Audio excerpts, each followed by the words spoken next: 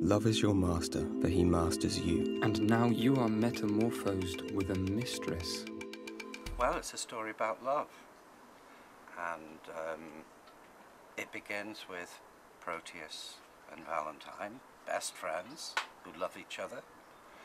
And Proteus has fallen in love with Julia. So Valentine decides to go to Milan, out of the way, and let him get on with it. And when he's in Milan, Valentine falls in love with Sylvia. Eventually, Proteus's dad sends him to Milan to get some experience as a young man.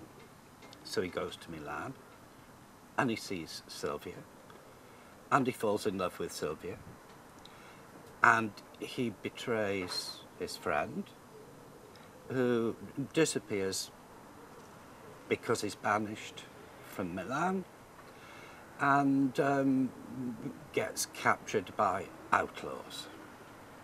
That's where the unlikely bits of the story start. The outlaws capture Valentine and he becomes captain of the band of outlaws. Meanwhile, Julia has decided to go to look for Proteus, silly girl, thinking that he will still be in love with her, so off she goes to find Proteus. So everybody's sort of falling in love with everybody else for no particularly good reason, as far as you can see. I do not seek to quench your love's hot fire, but qualify the fire's extreme rage, lest it should burn above the bounds of reason. The story ends when everybody arrives in the forest with the bandits, and Proteus gets beaten up by his friend Valentine, and this attack of violence seems to bring him to his senses.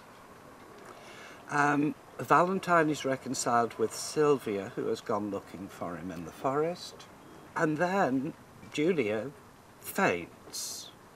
She's been dressed as a boy while she's been on her travels, and she faints, and they realise, well, perhaps she isn't a boy. And Proteus realises who she is and falls back in love with her. That's the story.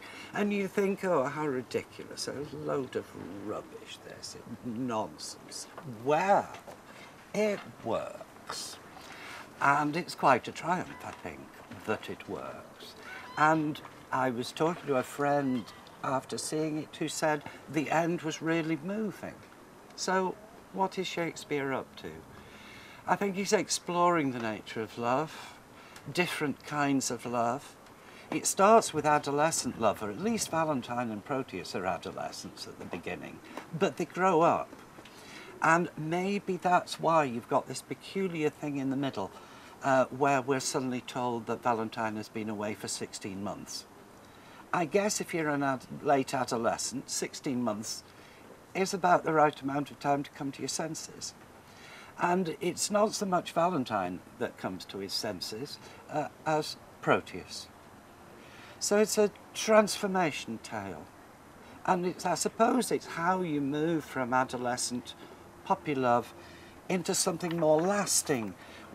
The very last words of the play are our mutual happiness. So perhaps Shakespeare's exploring this journey towards mutual happiness from infatuation, from changing your mind every 10 minutes, well, as adolescents do, from falling in love with the first thing that you see, into something more balanced and mature.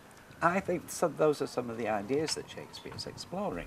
Love is your master, for he masters you. Love is your master, for he masters you. Love is your master, for he masters you. Love is your master, for he masters you. The Royal Shakespeare Company production of The Two Gentlemen of Verona, Shakespeare's dark romantic comedy.